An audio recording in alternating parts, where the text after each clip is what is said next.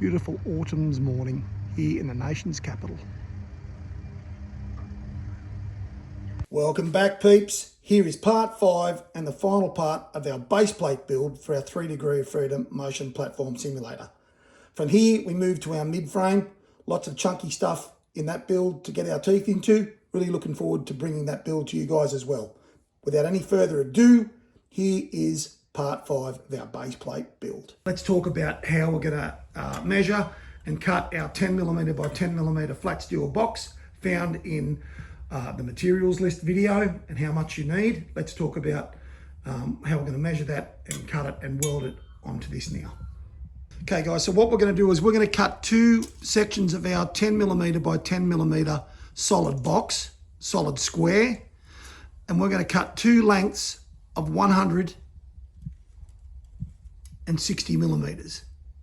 Okay, that's going to give us a little bit over where it's got to actually go, but that's because we're going to have to shape this a little bit and get our angles right for this to be able to be welded into our box and then welded onto our stabiliser foot here, and we'll go through how we're going to measure that and get those angles now.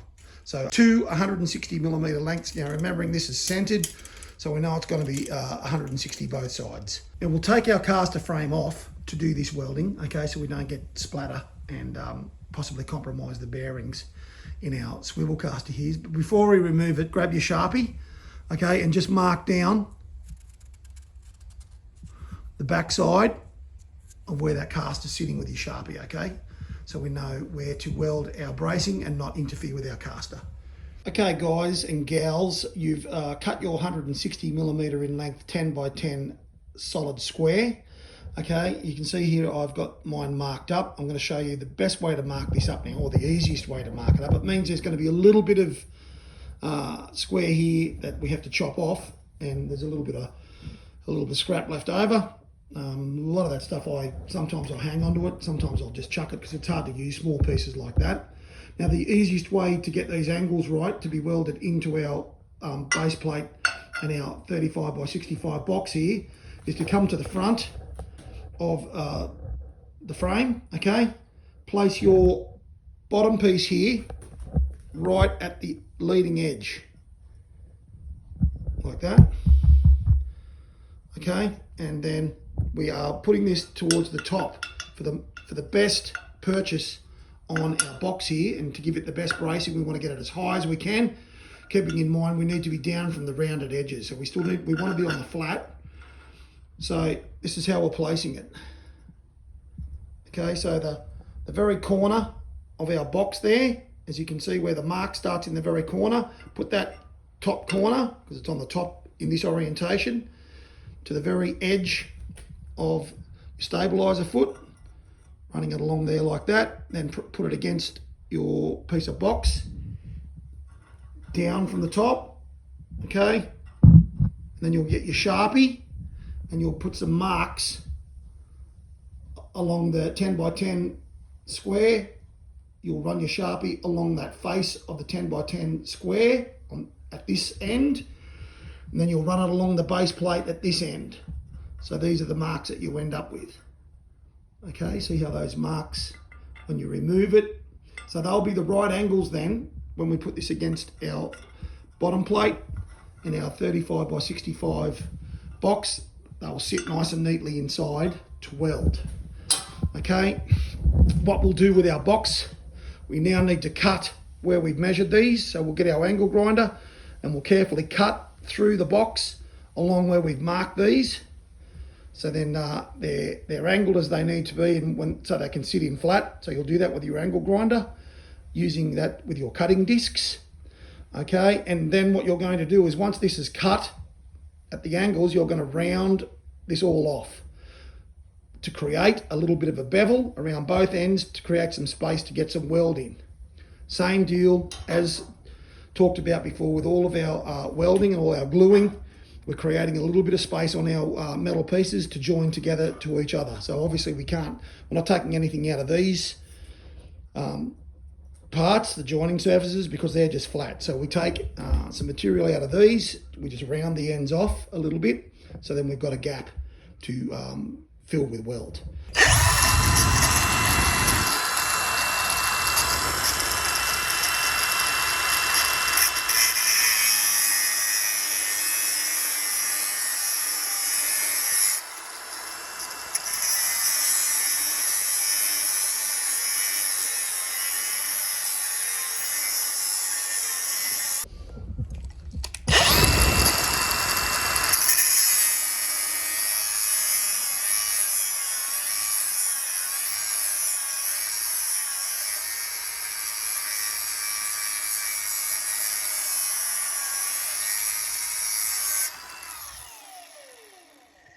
So I'm not sure whether or not you guys ended up forking out for vices, okay, for a small vice. Very handy tool to have in your little workspace for, you know, holding those pieces so you can cut them, okay. Hopefully you've done that. I mean, you can do it on a table and hold at one end. It's just a bit safer and holds your piece a lot more secure if you do have a vice. Now I'm going to show you a way that you can grind these ends off with your angle grinder as an alternative to having it in a vice. Obviously I've got a few luxuries in my workshop with bench grinders, etc. But this is another way that you can do this without having to have this in a vice, okay? So what we can do is we can, well, it depends on your angle grinder. This Makita I've got is very handy because it's got a button that keeps it on. So it's good, but it's bad. It's not as safe as an angle grinder that if you were to remove your finger, well, it requires you to have your finger on the trigger all the time. This one I can turn it on and it'll just run. So it's handy for something like this. It's probably not quite as safe as a trigger release, but anyway, if you've got a button, which is a switch on and then it remains on the whole time when you're using it, angle grinder, this is something that you could do to make your life easier to round off some of your metal parts. So let me give you a demonstration of what I'm talking about. Okay, so you can see my angle grinder's now on and moving off the bench. You would hold this with one hand, okay? And then with your other hand, you'll take your parts and then you can use this like a bench grinder.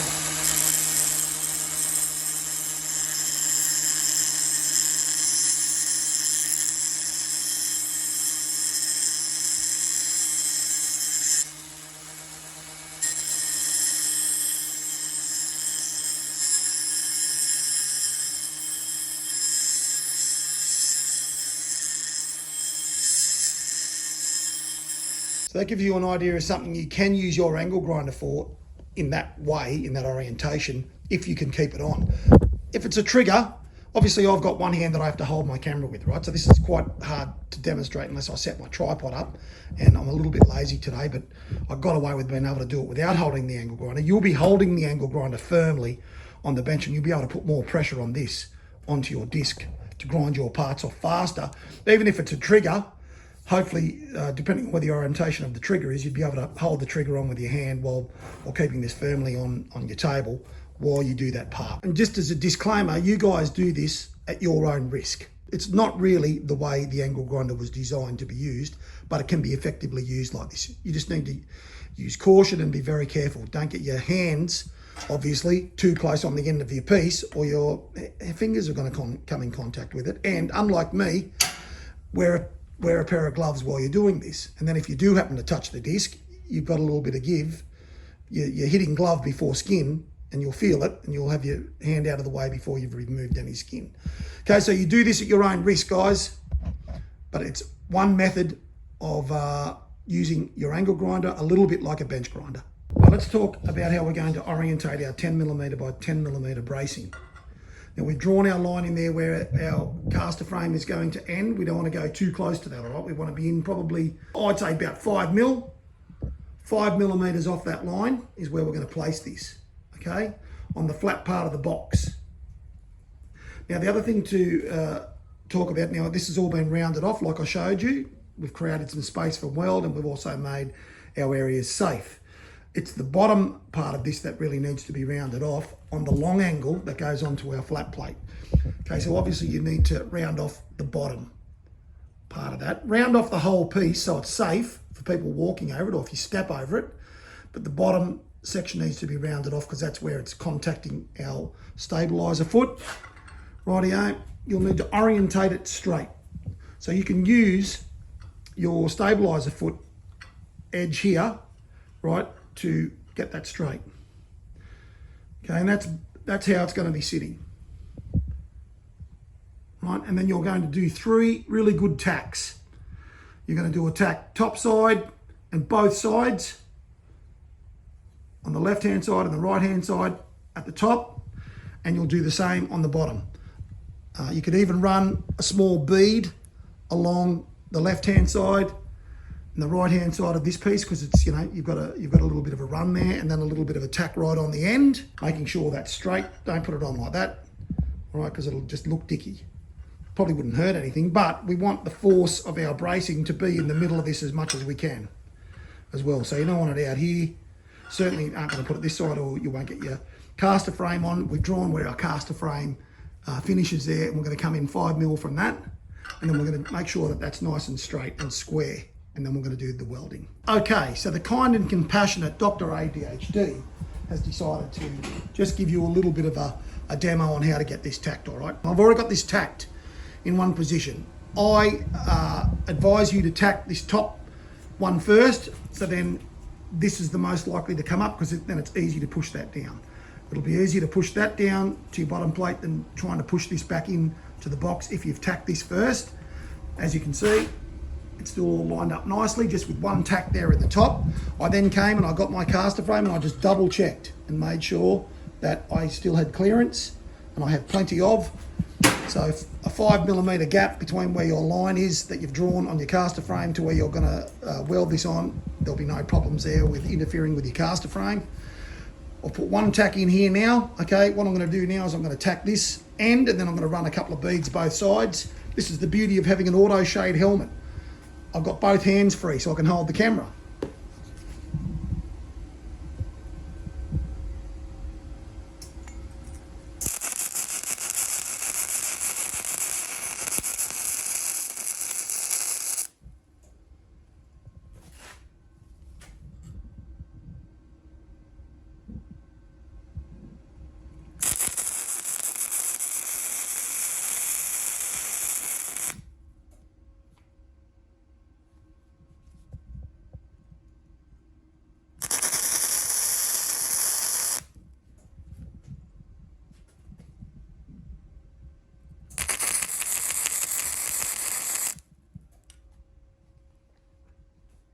And that's it.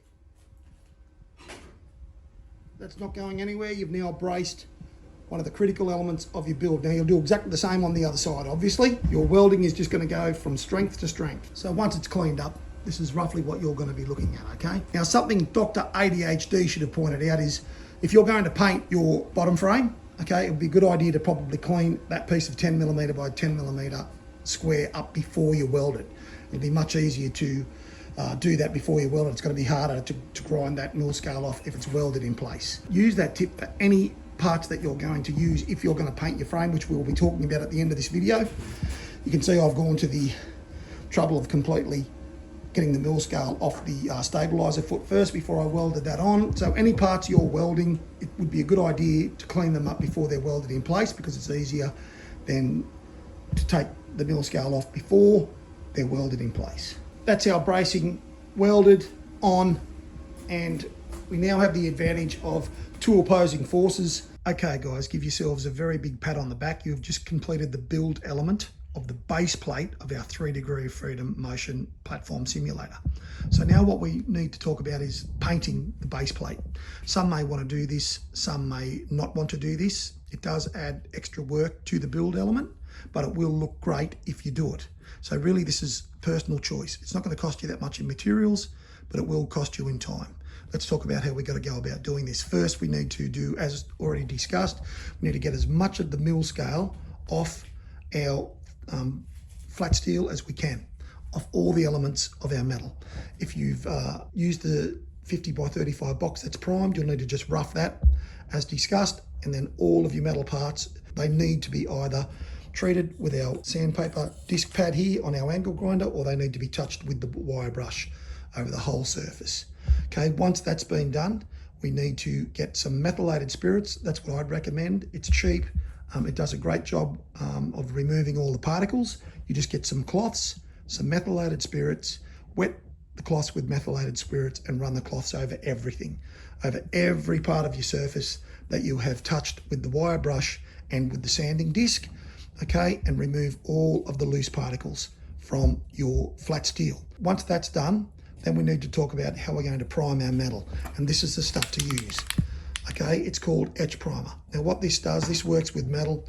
It's got like an acid base or something in the primer, and it actually eats into the metal and bites into the metal and creates a really good stable platform for your top coat, for your paints. Okay, that's what I recommend you get. All right, what I'm going to do is I'm going to apply some of this now in a second and show you how to apply it. If you're in a cool climate, and it's a bit cool where I am now, we're going into the end of autumn, so we're below 20 degrees C here today. I want to heat my metal up and I want to have my room warm. Not when I'm painting, because I need my doors and everything open to get good ventilation. But when the primer's been put down, I'm going to close all my doors. I'm just using a little oil heater, okay, which is going to heat up this room and get it up over 20 degrees C. So then my primer dries a lot faster than it would and does its job a lot better. Okay, so I've already got that turned on, so it's already warming up. So then once I've put the primer down, I can close all my doors. I'll go and do something for a few hours, come back and it'll be dry. Before I directly paint my etch primer on, I'm going to use a heat gun. Okay, this was a very, very cheap heat gun from Bunnings. It was 19 bucks. I've used it quite a bit actually, it's not too bad. I'm going to use that to run over all of my metal. Okay, just wand it over, for want of a better word, over all of my metal to heat that metal before I use my etch primer. That'll take me about 10 minutes to run that over the whole piece of metal. Then I can come and spray my etch primer on. So I'm going to do that now, then come back and show you how to apply your etch primer.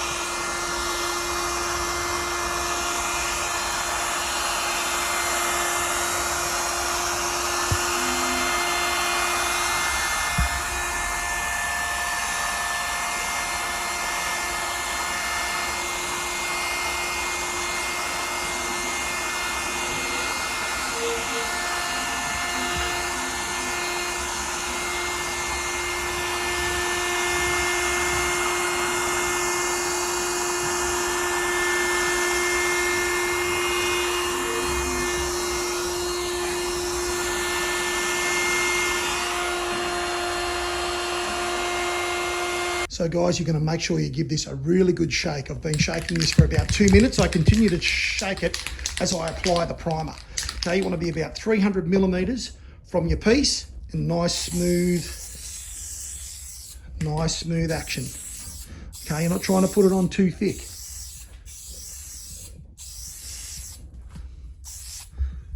You just got to try and get it on everything. Okay.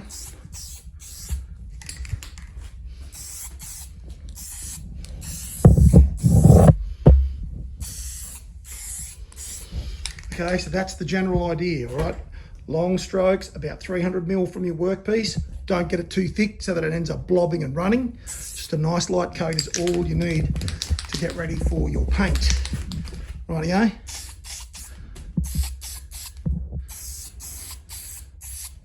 All over your piece. May peace be with you.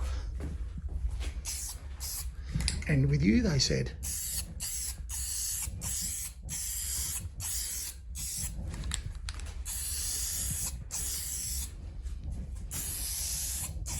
It's a beautiful thing. Okay, so that's what you're doing. Once you've done that, this will dry, then you can start with your top coats of paint, which you will do at least 2 coats of. Okay, so you'll do that, guys. You'll get the whole piece primed. Rightio, and then you're ready for your top coats of paint. Get your heater on, whether it be an oil heater or a blow heater. Get it on and leave this for a few hours now in heat, and you'll be ready to go with your top coats of paint. So peeps, once your etch primer has dried thoroughly, and when I say thoroughly, you need to give this at least 3 to 4 hours at 20 degrees or above Celsius. And then you'll have a nice dry etch primer and you'll be ready to start with your top coats of paint. Now that's going to be a personal choice as to what color that you want to do your racing sim in. A lot of racing sims are black. I'm going to do mine in a burnt orange and a black.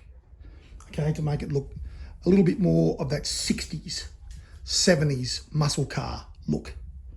Okay, that's me. Right, so you'll choose whatever paint that you want to use. Now that particular etch primer I used, that can take acrylic or enamel paints. So I'm going to use an enamel paint. So that's what I'm going to use. Whether you want to use acrylic or enamel, I'll leave that decision up to you. So I'm going to start spraying my burnt orange onto my base plate now. And this is going to be done much the same as your etch primer, about 300 mil from what you're spraying on. Nice even sweeps, okay? and you won't get into trouble. Don't linger in one area too long. You don't want to build up any paint because you don't want to cause runs or anything like that. It's just a nice light coat. You'll be doing a couple of coats. I'll give you a quick demo, all right?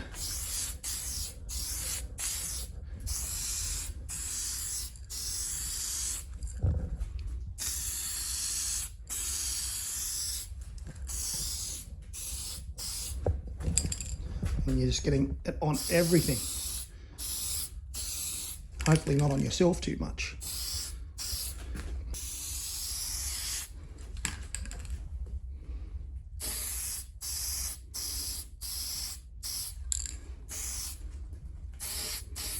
Okay, you get the idea. Rinse and repeat till the whole lot's done. You can hear my fan running in the background there now. As I was painting, I just had my fan running to try and keep the paint fumes away from me. Very important, guys, to do this in a well-ventilated area. So that's the first coat on, all right? Now, it's gonna look like it needs more paint. That's because it does, but don't try and put it on so thick to cover the areas that are still coming through from the primer, or all you're gonna do is be putting the paint on too thick and it's not gonna dry properly before your next coat. We're just gonna do light coats, and we'll probably end up doing 3 coats to get a good thick cover, but we're gonna do them with the proper drying time in between time. So we're gonna let this dry for at least 3 hours, okay, before we put the next coat on, okay? And that's what you're going to do for every single part that you're painting on this simulator, or any metal you're painting really for that matter. So a good 3 hours before we put the next coat on, okay, in a nice warm 20 degrees or above room or outdoor area. Good job, guys. And here it is in all its glory, built and painted. Well, that's it for the base plate, guys. Congratulations, you've done it. Give yourselves a pat on the back. Next week, we move to our mid-frame. Want to say thank you to everyone who's subscribing. Really appreciate you guys. We'll see you guys in a week's time. Stay safe and take care.